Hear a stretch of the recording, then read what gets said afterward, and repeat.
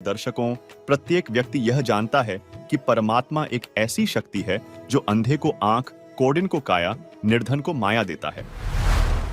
यही वजह है कि हम सभी देवी देवताओं की भक्ति में डूबे रहते हैं और देवी देवताओं से लाभ प्राप्ति के उद्देश्य से तरह तरह की क्रियाएं करते हैं। उन्हीं क्रियाओं में व्रत, तीर्थ यात्रा, गंगा स्नान, त्योहार आदि शामिल हैं।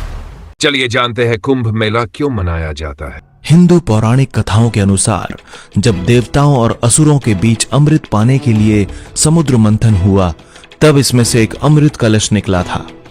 अमृत कलश को प्राप्त करने के लिए देवताओं और राक्षसों में युद्ध छिड़ गया।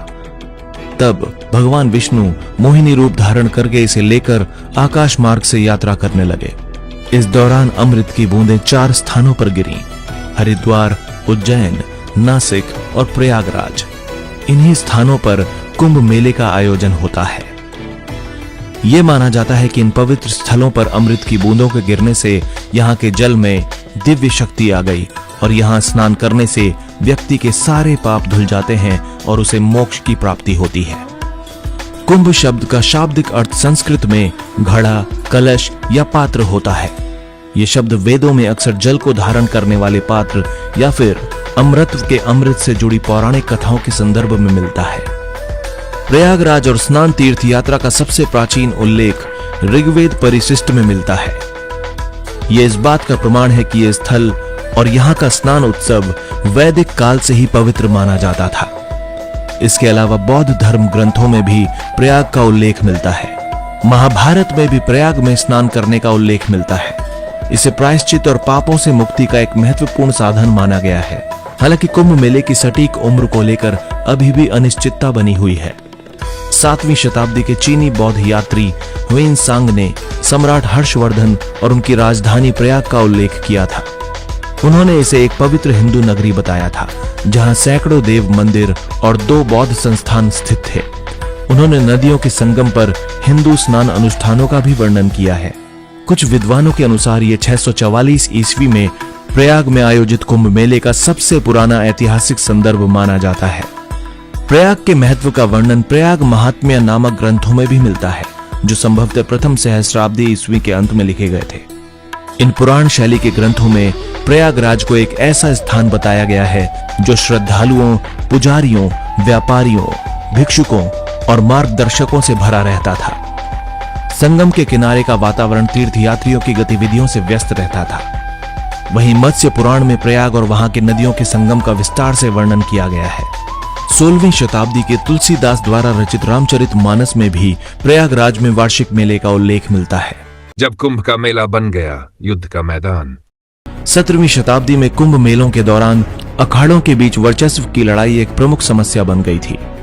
ये लड़ाइयां अक्सर शाही स्नान के समय प्राथमिकता को लेकर होती थीं।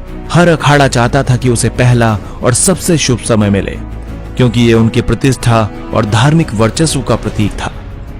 कई बार ऐसे विवाद हिंसक झड़पों में बदल जाते थे, जिनमें कई लोगों की मृत्यु हो जाती थी।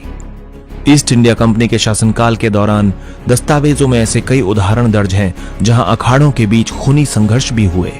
1760 के हरिद्वार कुंभ मेले में शैव और वैष्णव साधुओं के बीच हिंसक झड़पें हुई, जिनमें सैकड़ों साधुओं की जान चली गई थी।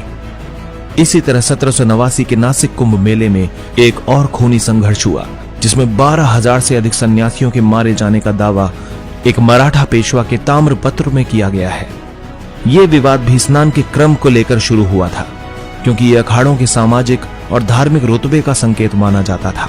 सुनिए, इस बारे में संत रामपाल जी महाराज जी का आध्यात्मिक सत्संग। कहीं पर आप देखते हो इन भ्रमित किए हुए अज्ञानी ऋषि संतों के द्वारा के फलाने स्थान पर कुंभ का पर्व होगा, वहां पर भी लगेगी, पर भी वो है इनकी 1 घंटा 1.5 घंटा स्नान का समय निर्धारित करते हैं किसी सरोवर, तालाब या दरिया में, कि उसमें जो स्नान कर लेगा उसका बेड़ा पार हो जाएगा। ये कर रखा है ना ऐसा जुल्म। वहां बेड़ा पार नहीं, बेड़ा गर्क होता है। कैसे होता है? एक समय हरिद्वार के अंदर हर की पैड़ियों पर ये पर्व भी लगी थी। कुंभ के पर्व के ऊपर स्नान का समय निर्धारित किया था इन्होंने। वहां पर ये सभी त्रिगुण उपासक, रजगुण ब्रह्मा, सदगुण विष्णु, तमगुण शिव जी के उपासक, ये गिरी, पुरी और नागा, वैष्णो, ये कनपाड़े नाथ और बिना कनपाड़े, ये सारे वहां इकट्ठे हो गए स्नान के लिए। स्नान करने का जब समय आया, वहां क्या होता है, गिरी अलग ग्रुप में, पुरी अपने न्यारे ग्रुप में, नागा अलग से इकट्ठे हो जाते हैं, वैष्णो अलग से इकट्ठे हो जाते हैं। वहां से फिर स्नान करने के लिए चलते हैं अपने अपने मुखिया के पीछे। सबसे पहले नागा चले गए ऊपर भी नहाने के लिए, पर भी लेने मोक्ष प्राप्ति के लिए बेड़ा पार कराने गए थे नागा। सबसे पहले हर की पैड़ियों पर खड़े हो गए स्नान करने के लिए। पीछे से आगे ये सतगुण विष्णु जी के उपासक वैष्णो साधु आए। उन्होंने कहा, अरे नागाओ, पहले हम स्नान करेंगे, हम सर्वश्रेष्ठ हैं, तुम बाहर आओ, अभी स्नान नहीं करना तुमने। वो तैयारी पकड़ रहे थे स्नान करने की। नागा कहने लगे, नहीं, हम सर्वश्रेष्ठ हैं, हम त्यागी और बैरागी हैं, हम कोई वस्त्र तक भी नहीं स्तन पर रखते, हमको नी इच्छा फिरते हैं, हम सर्वश्रेष्ठ हैं, हम प्रथम स्नान करेंगे। अब वैष्णु साधुओं ने कहा कि तुम बाहर आ जाओ नागो, तुम काहे के श्रेष्ठ हो, तुम नहाते ना धोते, राख लपेटे फिरते हो, शरड फड़ तुम टट्टी के हाथ भी नहीं धोते, और तुम काहे के श्रेष्ठ हो, बाहर आओ, हम प्रथम स्नान करेंगे। इस बात का दुख माना उन्होंने, नागाओं ने, और दोनों आपस में झगड़ा शुरू हो गया। वैष्णु साधुओं का, सतगुण विष्णु के उपासकों का, और तमगुण शिव जी के उपासक नागाओं का आपस में लठ बाज गया, झगड़ा हो गया। और वहां लगभग 25,000 ये त्रिगुणोपासक कटका मर गए वहां पर भी लेन गए थे, बेड़ा पार करान हो गया, बेड़ा गर्क।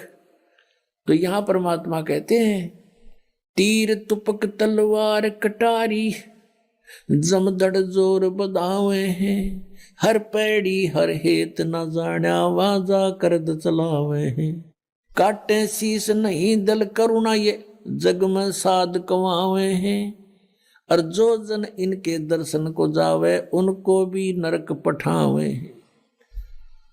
काटे शीस नहीं दल करुणा, और ये जग में संत कमावे हैं, हर पैड़ी हर हेत नहीं जाना, वाजा तेग चलावे हैं। हर की पैड़ी कहें, भगवान का स्थान कहो, भगवान की छाती पर ये कुकर्म कर दिया, 25,000 कटका मर गए। ले ली पर भी टिंडे वहां पर, ये है इनके तीर्थ स्थान नहाने के। और किसी को मना करता है तो इन्होंने हमारी तो भावनाओं को ठेस पहुंचा दिया। अरे ये कोई भावना हुई? अब जैसे कोई बालक, कोई बिजली का तार टूटा पड़ा है, उसमें स्पार्किंग हो रही है, बच्चा उसको आतिशबाजी जानकर पकड़ने जा रहा है, और कोई बुद्धिमान व्यक्ति उसको देख रहा है, उसको भागकर उठाकर उस बच्चे को उसकी जान बचा देता है। बच्चा रोता है क्योंकि उसकी भावनाओं को ठेस पहुंचा है। वो तो उसको पकड़ना चाहता था, और उसको पता था उस बद्दर पुरुष को कि ये मर जाएगा, तो उसकी भावनाओं को वहां ठेस पहुंचाना अनिवार्य था। तो इस दास का उद्देश्य यही है, इसको अगर तुम ठेस मानते हो तो ठेस सही, पर तुम्हारी जान बचेगी ना, सारी बिरान मट्टी होगी आपकी, क्योंकि शास्त्र विरुद्ध साधना करके। तो यहां क्या बताते हैं, चारों युग में संत पुकारे, कूक कहा हम हेल रे, हीरे माणिक मोती बरसे, ये जग चुगता डेल रे। सर्वश्रेष्ठ तीर्थ कौन सा है, जिसका विवरण अपने पवित्र सदग्रंथों में मिलता है? संक्षिप्त श्रीमद् देवी भागवत पुराण, छठा स्कंध, अध्याय 10, पृष्ठ 417 में व्यास जी जन्मेजय राजा को बताते हैं कि यह निश्चय है कि तीर्थ देह संबंधी मैल को साफ कर देते हैं, किंतु मन के मैल को धोने की शक्ति तीर्थों में नहीं है। चित्त शुद्ध तीर्थ गंगा आदि तीर्थों से भी अधिक पवित्र माना जाता है। यदि भाग्यवश चित्त शुद्ध तीर्थ सुलभ हो जाए, अर्थात तत्वदर्शी संतों का सत्संग रूपी तीर्थ प्राप्त हो जाए, तो मानसिक मैल के धुल जाने में कोई संदेह नहीं। परंतु राजन, इस चित्त शुद्ध तीर्थ को प्राप्त करने के लिए ज्ञानी पुरुषों अर्थात तत्वदर्शी संतों के सत्संग की विशेष आवश्यकता होती है। अकेले वेद, शास्त्र, व्रत, तप, यज्ञ और दान से चित्त शुद्ध होना बहुत कठिन है, क्योंकि वशिष्ठ जी ब्रह्मा जी के पुत्र थे। उन्होंने वेद और विद्या का सम्यक प्रकार से अध्ययन किया था, गंगा के तट पर निवास करते थे। तथापि द्वेष के कारण उनका विश्वामित्र के साथ वैमनस्य यानी वैर हो गया और दोनों ने परस्पर श्राप दे दिए तथा उनमें भयंकर युद्ध होने लगा। इससे सिद्ध हुआ कि संतों के सत्संग से चित्त शुद्ध कर लेना अति आवश्यक है, अन्यथा वेद ज्ञान, तप, व्रत, तीर्थ, दान तथा धर्म के जितने साधन हैं, वे सब के सब विशेष प्रयोजन सिद्ध नहीं कर सकते। उपरोक्त श्री देवी पुराण के लेख से स्पष्ट है कि तत्वदर्शी संतों के सत्संग से श्रेष्ठ कोई भी तीर्थ नहीं है तथा तत्वदृष्टा संत के बताए मार्ग से साधना करने से कल्याण संभव है। तीर्थ, व्रत, तप, दान आदि व्यर्थ प्रयत्न है। तत्वदर्शी संत के अभाव के कारण केवल चारों वेदों में वर्णित भक्ति विधि से पूर्ण मोक्ष नहीं है। परमेश्वर कबीर जी ने कहा है, सतगुरु बिन वेद पढ़े जो प्राणी, समझे न सार रहे अज्ञानी। सतगुरु बिन काहू न पाया ज्ञाना, ज्यों थोथा भुष छेड़े मूढ़ किसाना। 68 तीर्थ भ्रम भ्रम आवे, सर्व फल सतगुरु चरणा पावे। कबीर तीर्थ करी करी जग मुआ, उड़े पानी नहाए। सतनाम जपा नहीं, काल घसीटे जाए। सूक्ष्म वेद यानी तत्वज्ञान में कहा गया है कि 68 तीर्थ भ्रम भ्रम आवे, सो फल सतगुरु चरणों पावे। गंगा यमुना बद्री समेते, जगन्नाथ धाम है जेते। भ्रमे फल प्राप्त होए न जेतो, गुरु सेवा में फल पावे देतो। कोटिक तीर्थ सब कर आवे, गुरु चरणा फल तुरंत ही पावे। सतगुरु मिले तो अगम बतावे, जम की आंच ताही नहीं आवे। भक्ति मुक्ति का पंथ बतावे, बुरा होन को पंथ छुड़ावे। सतगुरु भक्ति मुक्ति के दानी, सतगुरु बिना न छूटे खानी। सतगुरु गुरु सुरतरु सुरधेनु समाना, पावे चरणन मुक्ति प्रवाणा। अर्थात पूर्ण परमात्मा द्वारा दिए तत्व ज्ञान यानी सूक्ष्म वेद में कहा गया है कि तीर्थों और धामों पर जाने से कोई पुण्य लाभ नहीं। असली तीर्थ सतगुरु यानी तत्वदर्शी संत का सत्संग सुनने जाना है। जहां तत्वदर्शी संत का सत्संग होता है, वह सर्वश्रेष्ठ तीर्थ तथा धाम है। सूक्ष्म वेद में बताया है कि सतगुरु तो कल्प वृक्ष तथा कामधेनु के समान है। जैसे पुराणों में कहा है कि स्वर्ग में कल्प वृक्ष तथा कामधेनु हैं। उनसे जो भी मांगो सब सुविधाएं प्रदान कर देते हैं। इसी प्रकार सतगुरु जी सत्य साधना बताकर सर्व लाभ साधक को प्रदान करवा देते हैं तथा अपने आशीर्वाद से भी अनेकों लाभ देते हैं। भक्ति करवाकर मुक्ति की राह आसान कर देते हैं। इसीलिए कहा है कि एकै साधे सब सधे, सब साधे सब जाए। माली सींचे मूल को, फलय फूलय अघाए। वहीं यजुर्वेद अध्याय 19 मंत्र 25 में लिखा है कि जो संत वेदों के अर्ध वाक्यों अर्थात सांकेतिक शब्दों को पूर्ण करके श्लोक के चौथे भागों को अर्थात आंशिक वाक्यों को स्तोत्रों के रूप में प्राप्त करता है, अर्थात आंशिक विवरण को पूर्ण रूप से समझता और समझाता है, जैसे शस्त्रों को चलाना जानने वाला उन्हें पूर्ण रूप से प्रयोग करता है। ऐसे पूर्ण संत ओंकारों अर्थात ओम तत्सत मंत्रों को पूर्ण रूप से समझ व समझाकर दूध पानी छानता है, अर्थात पानी रहित दूध जैसा तत्व ज्ञान प्रदान करता है, जिससे अमर पुरुष अर्थात अविनाशी परमात्मा को प्राप्त करता है। वह पूर्ण संत वेद को जानने वाला कहा जाता है। तथा यजुर्वेद अध्याय 19 मंत्र 26 में लिखा है कि वह पूर्ण संत 3 समय की प्रार्थना की साधना बताता है। सूर्य के उदय अस्त से बने एक दिन के आधार पर प्रथम श्रेष्ठता से सर्व देवों के मालिक पूर्ण परमात्मा की पूजा तो प्रातः काल करने को कहता है, जो पूर्ण परमात्मा के लिए होती है। दूसरी दिन के मध्य में करने को कहता है, जो सर्व देवताओं के सत्कार से संबंधित अमृतवाणी द्वारा साधना करने को कहता है। तीसरी पूजा शाम को प्राप्त करता है, अर्थात जो तीनों समय की साधना भिन्न भिन्न करने को कहता है, वह जगत का उपकारक संत यानी तत्वदर्शी संत है।